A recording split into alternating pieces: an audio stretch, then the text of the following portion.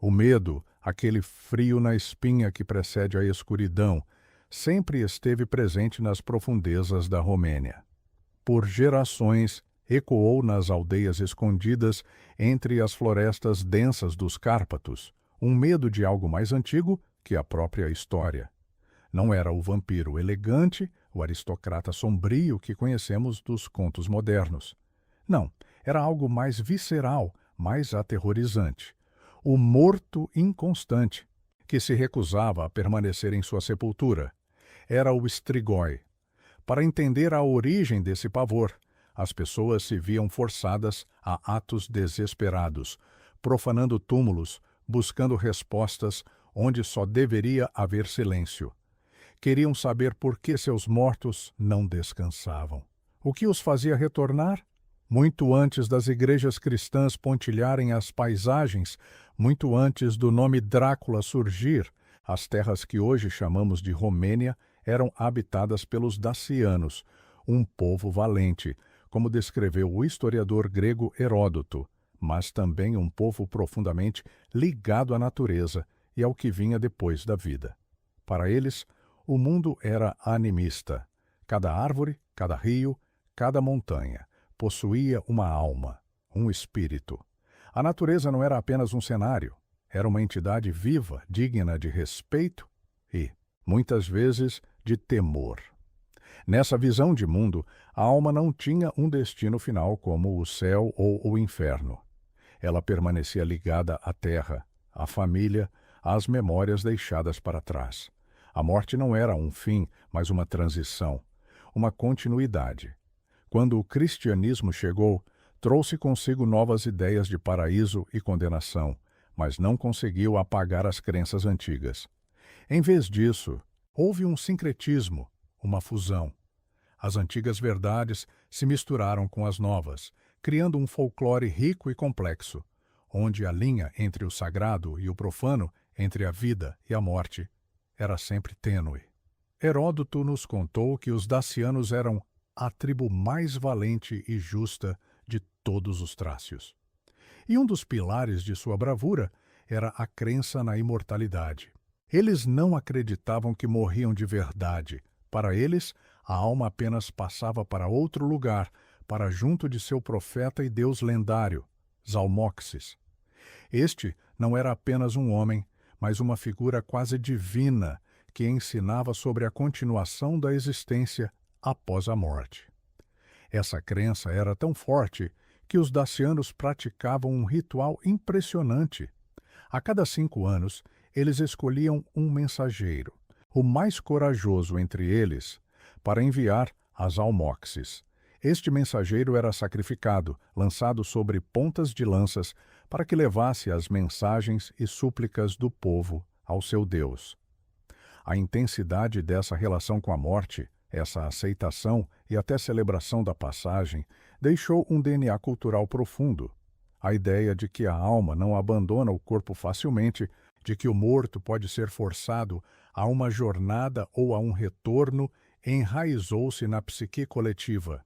É nesse terreno fértil de crenças ancestrais, onde a morte não era um ponto final, mas uma porta giratória, que o Strigoi ganhou forma. Não era apenas uma lenda, mas uma manifestação do medo de que aquilo que deveria descansar não o fizesse. O medo de que os laços familiares, mesmo após a morte, pudessem se tornar uma maldição.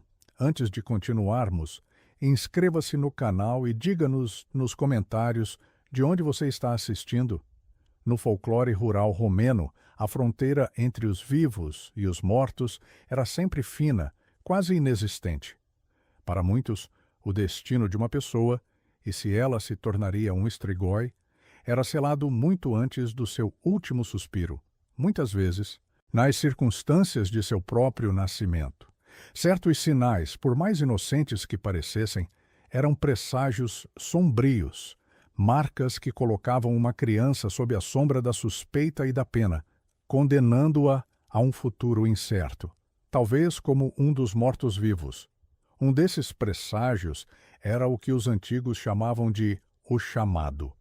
Não se tratava de uma voz, mas de um fragmento da membrana amniótica, a bolsa que envolve o bebê no útero, que por vezes nascia presa à cabeça ou ao rosto da criança. Para a ciência moderna, isso é um evento inofensivo, mas para o folclore era um sinal sinistro. Significava que a criança havia nascido com um pé na sepultura, uma alma já dividida entre este mundo e o próximo. Era crucial que a parteira, com todo o seu conhecimento ancestral, removesse cuidadosamente essa membrana e realizasse rituais de proteção. O maior temor era que a criança, por um descuido, engolisse esse fragmento. Se isso acontecesse, seu destino como strigoi após a morte estaria selado. A vida dessa criança seria vivida sob uma nuvem de suspeita, observada de perto pela comunidade, que via nela um potencial monstro, um futuro arauto da desgraça. Outro presságio poderoso e temido envolvia o número 7. Em muitas culturas, o 7 é místico, mas na Romênia ele carregava um peso adicional de perigo. Se uma criança nascesse como o 7º filho de uma linhagem ininterrupta de 7 filhos, sem nenhuma filha entre eles, ela era considerada duplamente marcada. Esse 7º filho, muitas vezes, nascia com dons únicos, como clarividência ou a capacidade de curar, mas esses dons vinham com um preço terrível. Acreditava-se que tal criança possuía uma segunda alma, um espírito animal, que, embora lhe conferisse poderes em vida, a condenaria após a morte. Essa segunda alma não permitiria que seu corpo descansasse, forçando-o a se tornar um strigoi. O 7º filho vivia isolado, temido e respeitado, carregando o fardo de um destino que não escolheu, mas que a comunidade já havia traçado para ele. Além dos sinais de nascimento, a negligência e os pecados dos pais também podiam selar o destino de uma criança. Uma criança que morria sem ter sido batizada, por exemplo, era vista como alguém que estava em um limbo espiritual, sua alma vulnerável a forças malignas. Sem a proteção do batismo, essa alma não encontraria paz e, em vez de seguir seu caminho, retornaria como um ser atormentado, um strigoi que assombraria os vivos. Da mesma forma, uma criança nascida fora do casamento, uma prova de pecado mortal para a comunidade conservadora, carregava um estigma social que não terminava com a morte. Essa criança era considerada uma candidata natural a se tornar um strigoi, sua existência maculada desde o início. A comunidade, então, vivia em constante vigilância. Cada nascimento era observado, cada detalhe, como a presença da membrana ou a ordem dos filhos, era notado e discutido em sussurros. A marcação desde o nascimento era uma sentença silenciosa, um presságio que pairava sobre a vida da criança, transformando a inocência em uma fonte de medo e antecipação. A vida de alguns já começava com a sombra da morte viva, e a comunidade sabia que, mais cedo ou mais tarde, teria que enfrentar as consequências desses sinais. A ameaça dos strigoi, contudo, não se manifestava apenas após o último suspiro de uma pessoa ou através de presságios sombrios no nascimento. Havia uma categoria de seres igualmente temida, que andava entre os vivos, respirava o mesmo ar e compartilhava a mesma mesa, os strigoi si, ou strigoi vivos. Estes não eram monstros em forma humana com presas e garras evidentes, mas pessoas comuns, vizinhos, parentes, indivíduos que a comunidade conhecia e, por vezes, temia secretamente por sua inveja ou má vontade. A natureza dos strigoi siwai era sutil e insidiosa. Eles não precisavam morrer para causar dano. Acreditava-se que possuíam poderes obscuros, uma espécie de espírito maligno ou uma segunda alma, que lhes permitia exercer influência nefasta sobre o mundo ao seu redor. O principal poder atribuído a esses strigoi vivos era o que hoje poderíamos chamar de vampirismo psíquico. Eles não sugavam sangue diretamente, mas sim a energia e a força vital das pessoas e do gado. Era como se pudessem drenar a sorte, a saúde e a prosperidade de uma família ou de uma aldeia inteira, simplesmente por estarem presentes. As manifestações de sua influência eram diversas e aterrorizantes para as comunidades rurais. Eles eram culpados por doenças inexplicáveis que atingiam pessoas e animais, pela morte súbita do gado, por secas prolongadas que arruinavam as colheitas e por uma sequência de má sorte que parecia assombrar determinadas famílias. Um Strigoi Vim podia influenciar o tempo, trazendo tempestades devastadoras ou geadas fora de época, e era visto como a fonte de qualquer desgraça persistente que afligisse a aldeia. Se uma família prosperava e, de repente, começava a enfrentar uma série de infortúnios, a suspeita recaía inevitavelmente sobre algum vizinho invejoso, alguém que poderia ser um Strigoi Zio. A crença na segunda alma era central para o entendimento do Strigoi Zion.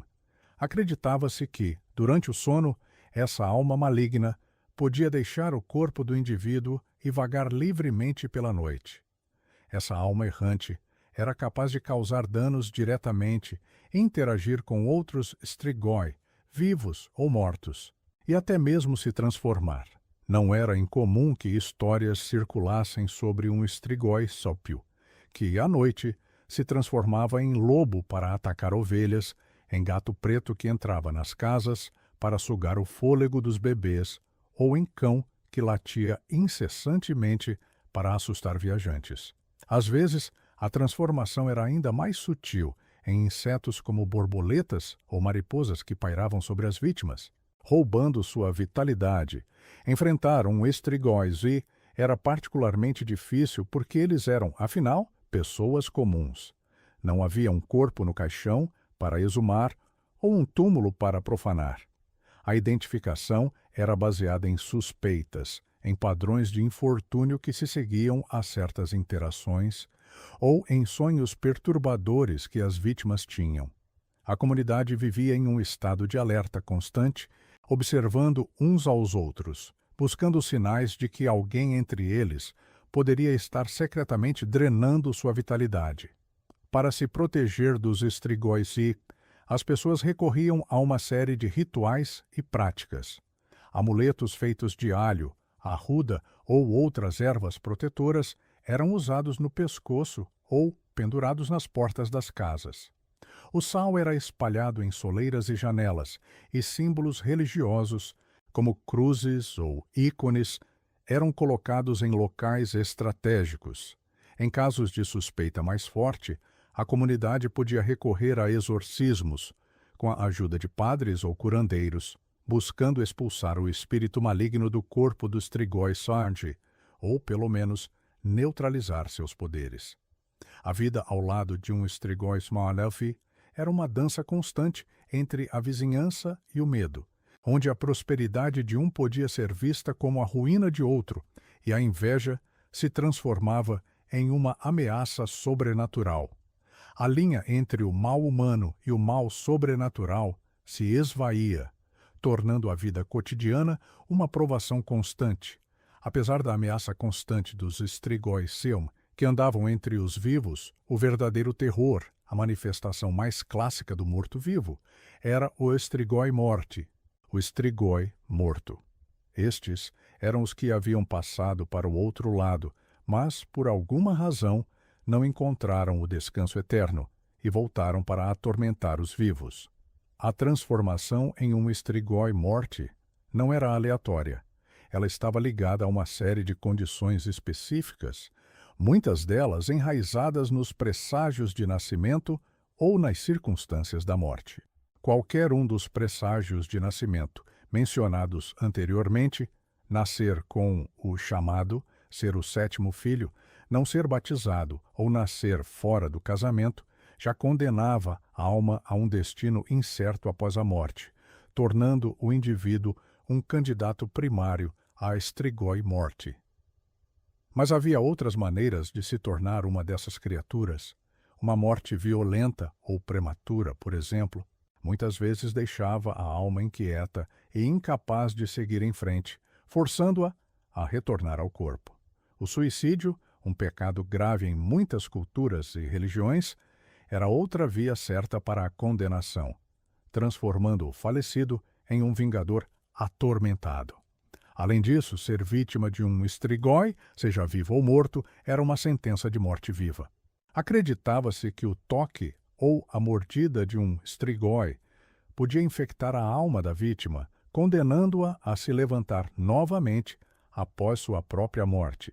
E, claro, a falta de um enterro adequado ou o desrespeito aos rituais funerários eram ofensas graves que poderiam perturbar o equilíbrio entre os mundos, permitindo que o morto retornasse.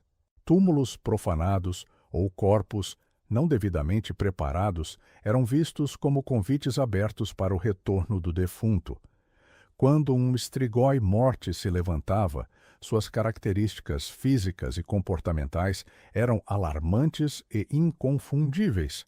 Ao contrário de um cadáver em decomposição normal, o corpo de um strigoi morte frequentemente mantinha uma aparência saudável e sem sinais de putrefação, mesmo semanas após o enterro. A pele podia parecer rosada ou avermelhada, como se estivesse cheia de sangue fresco, e os olhos, muitas vezes, eram encontrados abertos, fixos em um vazio perturbador. Havia relatos de que suas unhas e cabelos continuavam a crescer, dando a impressão de uma vida macabra dentro da morte. A sede de sangue era uma característica central, sim, mas o folclore romeno também falava de strigoi, que ansiavam por leite e outros alimentos, regressando às suas casas para se alimentar. Eles não atacavam aleatoriamente, o alvo principal era sempre a família e os vizinhos mais próximos, aqueles com quem tinham laços em vida. O ataque não era sempre físico. Muitas vezes, os strigoi morti causavam doenças inexplicáveis, pesadelos terríveis e uma sensação de exaustão profunda em suas vítimas, drenando sua vitalidade lentamente, assim como os strigoi sit. As atividades noturnas dos strigoi morti eram aterrorizantes. Ao cair da noite, eles saíam de seus túmulos, não como fantasmas etéreos, mas como entidades físicas, capazes de interagir com o mundo dos vivos. Seu primeiro destino era geralmente suas antigas casas, onde assombravam seus familiares, causando medo e desgraça. Podiam atacar animais, esvaziando estábulos de gado ou ovelhas, e até mesmo pessoas que ousassem cruzar seu caminho. A capacidade de se transformar em animais, como lobos, cães ou gatos, era compartilhada com os strigoi zi, tornando sua identificação ainda mais difícil e sua ameaça mais abrangente. Os sinais da presença de um strigoi morti eram observados com terror e urgência pela comunidade. Mortes inexplicáveis de gado ou de pessoas na aldeia, especialmente se fossem repentinas e sem causa aparente, eram um forte indício. Doenças súbitas que se espalhavam sem controle, barulhos estranhos e assustadores à noite, arranhões nas portas, sussurros no vento, o som de passos pesados, tudo isso apontava para um morto-vivo. A descoberta de túmulos violados ou de corpos que pareciam estranhamente preservados ou em mau estado, apesar do tempo de enterro, era a prova final e mais assustadora de que um strigoi morti estava à solta e que medidas drásticas precisariam ser tomadas para restaurar a paz e a segurança da aldeia. A ameaça era real e o medo impulsionava a comunidade a agir, mesmo que isso significasse profanar o túmulo de um ente querido. Diante de tantos sinais e aterrorizantes possibilidades, a identificação precisa de um strigoi tornava-se uma tarefa crucial para a sobrevivência das comunidades rurais romenas. Não se podia simplesmente exumar qualquer corpo. Era preciso ter certeza, ou pelo menos uma forte suspeita, de que o morto-vivo estava realmente ali, atuando. A importância de confirmar a presença do morto-vivo era um peso que recaía sobre toda a aldeia, e os métodos para essa detecção eram tão variados quanto macabros. A observação atenta dos sinais na comunidade era o primeiro passo.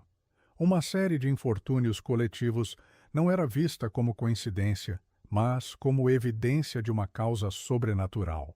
Epidemias de doenças que se espalhavam rapidamente, ceifando vidas sem explicação lógica, eram um forte indício.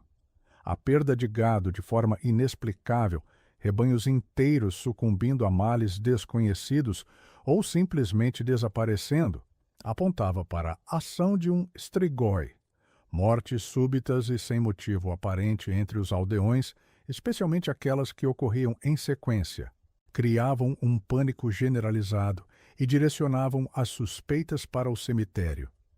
Além disso, visões e pesadelos recorrentes que afligiam vários membros da comunidade eram interpretados como mensagens do mundo espiritual, alertando para a presença do mal. Para além da observação, rituais de detecção específicos eram empregados para localizar o túmulo do strigoi. Um dos mais conhecidos e perturbadores envolvia cavalos virgens, montados por crianças virgens. Acreditava-se que a pureza do cavalo e do cavaleiro permitiria que eles detectassem a presença do morto-vivo. O cavalo seria levado ao cemitério e passaria sobre cada túmulo. Se o animal parasse abruptamente, recuasse com medo ou se recusasse a avançar sobre uma sepultura específica, aquilo era um sinal quase infalível de que um strigoi descansava ali. Outra crença era que cães latindo incessantemente em cemitérios, sem motivo aparente, estavam reagindo à presença de um morto-vivo. A abertura de túmulos suspeitos, embora um ato de profanação, era vista como uma necessidade desesperada para proteger os vivos. Uma vez exumado o corpo suspeito, os aldeões procuravam por sinais específicos no cadáver, que confirmariam sua natureza de strigoi. O mais chocante era encontrar o corpo não decomposto ou com pouca decomposição, mesmo após um período considerável de enterro, enquanto outros corpos ao redor já estavam em estado avançado de putrefação. A pele rosada ou avermelhada, como se o sangue ainda circulasse, era um sinal assustador. O crescimento contínuo de cabelo e unhas, dando a impressão de que a vida persistia de alguma forma grotesca, era aterrador. A ausência de rigidez cadavérica, com o corpo ainda maleável, desafiava as leis naturais da morte. Sinais de sangue na boca ou rosto do cadáver, especialmente se fossem frescos, confirmavam a suspeita de que o morto-vivo havia se alimentado. Por vezes, o corpo era encontrado em uma posição incomum no caixão, virado de lado ou com os membros contorcidos, indicando uma luta ou uma tentativa de sair. Nesse cenário de terror e incerteza, surgia a figura do vampir, ou caçador de vampiros. Não era um termo moderno, mas uma designação para indivíduos especializados na identificação e neutralização dos strigoi. Estes eram homens e mulheres com um conhecimento profundo dos rituais, das lendas e dos métodos para lidar com o sobrenatural. Eles eram frequentemente vistos com uma mistura de respeito e temor, pois sua proximidade com o mundo dos mortos-vivos os tornava de certa forma diferentes. Eram eles que muitas vezes lideravam os rituais de detecção, interpretavam os sinais e aconselhavam a comunidade sobre as ações a serem tomadas. Sua experiência era inestimável, pois eles próprios, em muitos casos, tinham alguma conexão com o sobrenatural, talvez um dom inato ou uma experiência passada que os havia marcado para essa tarefa sombria.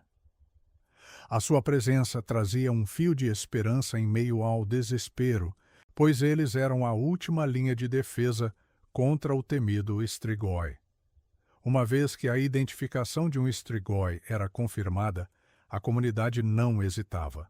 O medo era um motor poderoso, e a necessidade de proteger os vivos superava qualquer escrúpulo moral em relação aos mortos.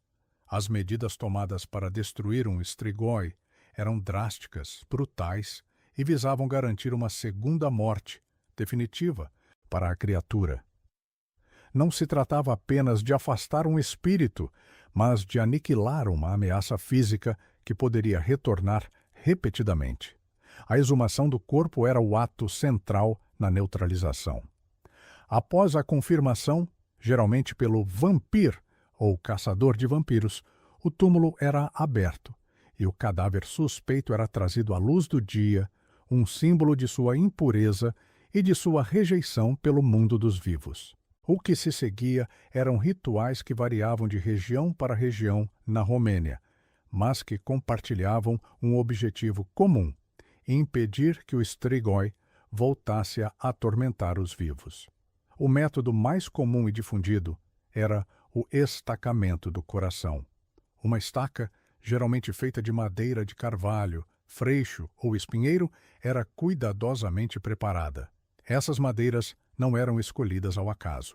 Cada uma possuía um significado simbólico de força, proteção ou purificação. A estaca era então cravada diretamente no coração do Strigoi. Este ato não era apenas físico, era um gesto simbólico de perfurar a fonte da vida corrompida, de prender o morto-vivo ao seu túmulo e de impedir que seu espírito maligno continuasse a vagar. Acredita-se que o Strigoi soltaria um grito terrível ou um gemido profundo no momento do estacamento, confirmando a eficácia do ritual. Outro método brutal, mas considerado eficaz, era a decapitação. A cabeça do Strigoi era cortada do corpo com um machado ou uma pá afiada. Muitas vezes, ela era colocada entre as pernas do cadáver ou sepultada em um local distante do corpo principal. A ideia por trás disso era simples. Um Strigoi sem cabeça não poderia ver, nem morder, nem encontrar seu caminho de volta ao mundo dos vivos. A separação da cabeça era vista como uma forma de quebrar permanentemente a ligação entre o corpo e o espírito maligno que o animava. Para garantir a destruição completa, a queima do corpo era o método mais radical. Depois de estacado ou decapitado, o cadáver do Strigoi era levado para uma fogueira e completamente incinerado. As cinzas resultantes eram então espalhadas em rios para que a correnteza as levasse para longe ou em encruzilhadas, um local simbólico de transição e confusão, onde o espírito do Strigoi se perderia e nunca mais encontraria o caminho de volta. A queima era vista como a purificação final, a garantia de que nem mesmo um fragmento de osso poderia ser usado para ressuscitar a criatura. Além desses métodos, a remoção de órgãos específicos era praticada.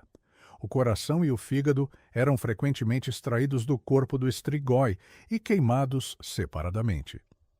As cinzas desses órgãos eram por vezes misturadas com água e dadas a beber aos doentes da aldeia, como uma forma de vacina ou cura contra a influência do morto-vivo.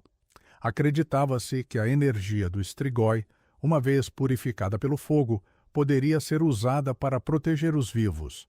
Outros métodos de proteção e neutralização eram mais preventivos ou simbólicos. O uso de alho e outras ervas protetoras, como a arruda e o espinheiro, era comum. Eles eram colocados em túmulos ou pendurados nas portas das casas para afastar os Strigoi. Moedas eram colocadas na boca ou nos olhos dos mortos durante o funeral para que tivessem pagamento para sua jornada e não voltassem para buscar mais. Espinhos ou sementes de papoula espalhadas no túmulo eram uma tática para distrair o Strigoi. Ele seria obrigado a contar cada espinho ou semente antes de poder sair do túmulo e o amanhecer o pegaria antes que terminasse. O reenterro em solo sagrado, após os rituais de neutralização ou em encruzilhadas, também era uma prática para garantir que o morto-vivo permanecesse em seu lugar. Os rituais de proteção comunitária eram constantes. A bênção de casas e gado pelos padres, o uso de amuletos e talismãs feitos de prata ou outros materiais protetores, e a recitação de orações e invocações religiosas eram partes integrantes da vida diária nas aldeias romenas. Essas práticas não eram apenas para afastar os strigoi, mas para fortalecer o espírito da comunidade contra o medo e o desconhecido. A luta contra o strigoi não era apenas física, mas também espiritual, uma batalha contínua para manter a ordem em um mundo onde a morte não era o fim, e os mortos podiam, de fato, voltar. Apesar de toda a brutalidade dos rituais de exumação e destruição e da crença generalizada na eficácia dessas medidas, o medo dos strigoi persistiu e, de muitas formas, ainda persiste. Mesmo com a modernização, a urbanização e o avanço da ciência, o folclore romeno manteve vivas as histórias desses mortos-vivos. Elas se transformaram, adaptaram-se, mas nunca desapareceram completamente do imaginário popular. O que hoje vemos como lendas antigas para as comunidades rurais dos Cárpatos eram verdades concretas, ameaças reais que exigiam vigilância constante e rituais ancestrais. É crucial entender que o strigoi original, aquele que assombrava as aldeias romenas, difere significativamente do vampiro que conhecemos hoje.